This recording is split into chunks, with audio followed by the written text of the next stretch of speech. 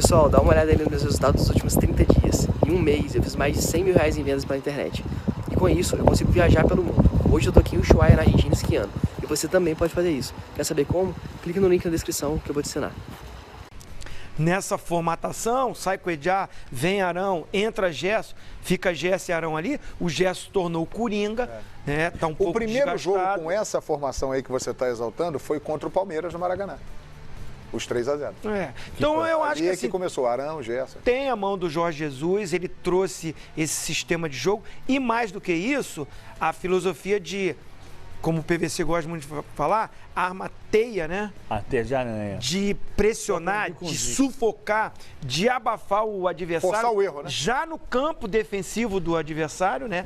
Ele já pressiona ali, tenta roubar a bola ali, para facilitar a vida lá de trás. Porque quem quebra essas linhas causa dificuldade para o Flamengo. Eu adoro esse termo, porque quem me falou desse termo a primeira vez foi o Zico, em 2000, 2001, fazendo um programa de entrevistas com ele. Ele contava que o Cláudio Coutinho, em 77, 78, para você ver como o Cláudio Coutinho era um cara à frente do seu tempo. Revolucionário. Muita gente diz que o Coutinho era arrogante, Coutinho não... A impressão que eu tenho, mas eu não convivi com o Coutinho. Então, quando eu digo isso para o Renato Maurício Prado, por exemplo, o Renato Maurício Prado entende que o Coutinho não conseguiria ser o técnico que eu imagino que ele seria com o passar dos anos. Eu acho que ele amadureceria. O Renato acha que ele tinha um certo tom de arrogância que talvez não permitisse subir, melhorar tanto.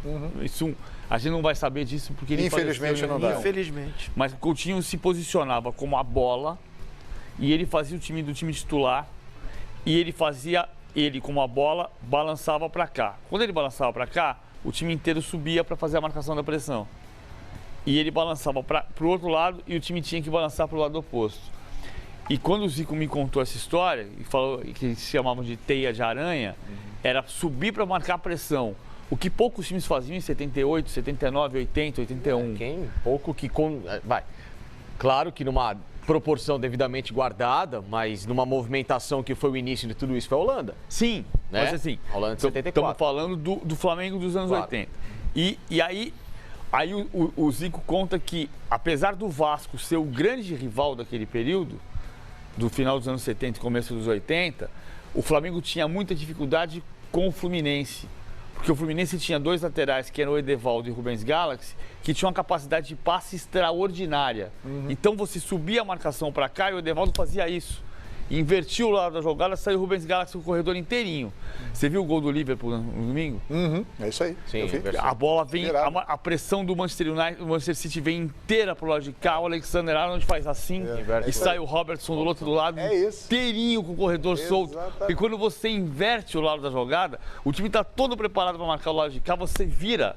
O cara sai com o campo inteiro na frente dele. A virada aí você vai dizer, mas o Bernardo Silva não cobriu. Claro que ele não cobriu porque ele vinha marcando o meio, ele vinha pegando o pedaço de cá, porque a bola ia sair por aquele lado. Se você não tivesse um lateral que tinha capacidade de passe absurda para inverter o lado. A virada de jogo tem o seu valor e tomara que em breve a gente tenha aí o Felipe Luiz batendo de frente com o Alexander Arnold, que o Rafinha, né, dê de frente lá com o Robertson, vai ser interessante. Para isso acontecer, o Flamengo tem que vencer a Libertadores da América e encarar o Liverpool na final do Mundial de Clubes, passando antes pela semifinal. Ô, Facincani, você quer falar algo sobre o assunto Flamengo, Arão? Fica à vontade. Sim, porque ele é um símbolo mesmo de uma mudança estrutural. Ele é o símbolo da era Jesus no Flamengo? Não vou dizer o símbolo da era Jesus, porque tem muita gente que chega e decide, né? E aí você tem que colocar na conta de Bruno Henrique, de Gabigol. Inclusive ele também decide. Mas eu digo que ele é um símbolo porque é um jogador que, inclusive, no primeiro semestre eu achava que tinha muitas coisas a melhorar e que naquele momento nem o escalaria como titular. Via o Cuéllar com mais noção tática, com mais noção técnica, com mais pegada, com mais foco. E chega um técnico e muda tudo, né? O Cuéllar passa a ser uma figura que voltou na Copa América até. Isso ajudou o Arão, porque o Cuéllar estava na Copa América e perdeu espaço para a entrada dele. Ele muda de figura, muda de comportamento. E como um treinador, ele trabalha a competência e extrai de um atleta aquilo que talvez muita gente esperava, mas não tinha a condição naquele instante, quando esse técnico está pensando um pouco mais à frente. Então ele é o símbolo de que o treinador, quando ele tem uma capacidade um pouco melhor que de outros caras que estão trabalhando ou trabalharam com ele em algum momento, ele vai transformar esse jogador. Não é só você fazer a organização técnica, a organização tática de jogo, você pensar no planejamento, etc. Você pensar também no individual e como que cada posição, quando o cara cresce individualmente, ele decide. A gente falava, Rodrigo Caio, no São Paulo ele escorraçado, hoje ele é um zagueiro decisivo. O Pablo Mari chegou para ser um zagueiro decisivo. Os dois laterais dispensam apresentações. O Gerson não jogava nesse ritmo e nesse nível na Europa há algum tempo, ou talvez nunca tenha jogado na carreira, né? Então você vai somando isso ao trabalho individual de um técnico que atrela os dois, ao crescimento de uma posição. E outra coisa, João, é a valorização também de uma equipe que joga um futebol técnico. Você não limita o jogador naquela posição em que ele está a ser apenas um marcador, um jogador para cobrir um outro espaço aqui, a colar numa função muito mais limitada. É você dar a liberdade, que é o que a gente tem enxergado recentemente, para mim, que é o grande segredo da Europa. Hoje não existe mais um volante, existe um meia. O Arão é um meia, o Gerson é um meia. É um cara que vai ajustar a marcação, que vai sair para o jogo, que vai ter inteligência da leitura de você fazer um bloqueio com os laterais, mas é o cara que vai construir a jogada, que vai ser mais uma peça. O Flamengo joga assim. O Flamengo joga assim. É o futebol europeu dentro da América do Sul. É isso, com o nosso jeito, com o nosso talento e com a qualidade desses jogadores aí do Flamengo. Já tem uma notícia importante do River Plate, hein, no expediente internacional. Estão faltando 11 dias. Só 11 dias para o jogo mais importante da história do Flamengo dos últimos 38 anos. Mas hoje uma visita agitou o Ninho do Urubu. Vocês vão ver aí na imagem que nós vamos mostrar o Marcos Mota, advogado, especialista em direito internacional esportivo, o Marcão, o Marco Antônio da Silva, o pai do volante Gerson. E sabe quem apareceu lá? Você não está sabendo? Você chegou do trabalho agora, você estava na condução, não teve tempo de olhar aí o seu smartphone, o aplicativo do Fox Sports. Olha só quem apareceu no Ninho do Urubu. É ele mesmo, Neymar pai. Ele é amigo há muito tempo do pai do Gerson, né? Que esse senhor de boné que está ao lado dele, o Marcos Mota, é aquele ali mais atrás. Aí perguntaram pelos jornalistas aí, ó. Vamos ver se a gente tem o áudio.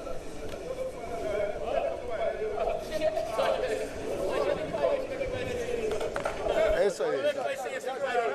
Segundo o pai do Marcão, o motivo da visita, perguntado pelos jornalistas que ali estavam, a estreitar laços, foi a resposta do pai do Gerson. Eu conversei com algumas pessoas no Flamengo, é claro que eles dão a versão deles, né? Essa visita do pai do Gerson é convite do Marcos Braz, porque o filho está jogando ali e é uma oportunidade dele ir conhecer as instalações, a estrutura do Flamengo. Por ser amigo do pai do Neymar, essa visita do pai do Neymar já estava agendada há uns 30 dias, foi o que me passaram. Ele já estava marcado para ir ao Flamengo, para conhecer todo o CT como estava e, é claro, ter esse relacionamento. Porque ele é pai do Neymar, mas ele é empresário de jogadores. Lucas Lima, de outros jogadores também.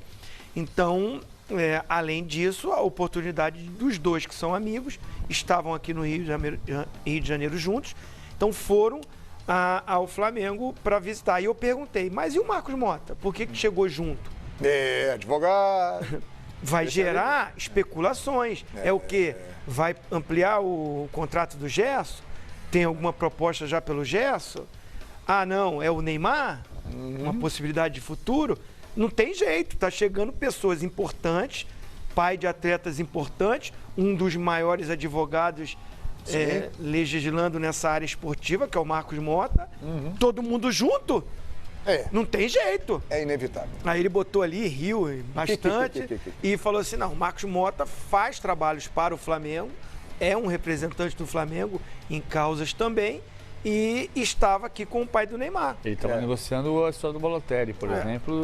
Então, estava lá. já viajou com o Marcos Braz, com a direção do Flamengo, né? E foi advogado do Neymar em todo o processo. Sim. Então... Existe um laço ali. coincidências ou não, mas eu acho, aí vai, não é informação, é uma opinião. Não deixa de ser, para um futuro, algum tipo de contato, de estreitamento de relações. Vai que o Neymar lá na frente, acontece alguma coisa, acabou o contrato com o Paris Saint-Germain, o Flamengo nessa toada que está, de estrutura, de organização, de administração, de disputa por títulos e títulos. Atingindo um padrão europeu de qualidade cada vez mais. O São Paulo não trouxe o Daniel Alves com salário europeu? Claro, é um outro patamar de grana, mas hoje em dia as empresas aí estão... Eu não duvido de nada. Eu também não. Não duvido. Eu não sei quando, não faço ideia. Mas eu tenho certeza que um dia vai surgir a notícia. Neymar é jogador do Flamengo.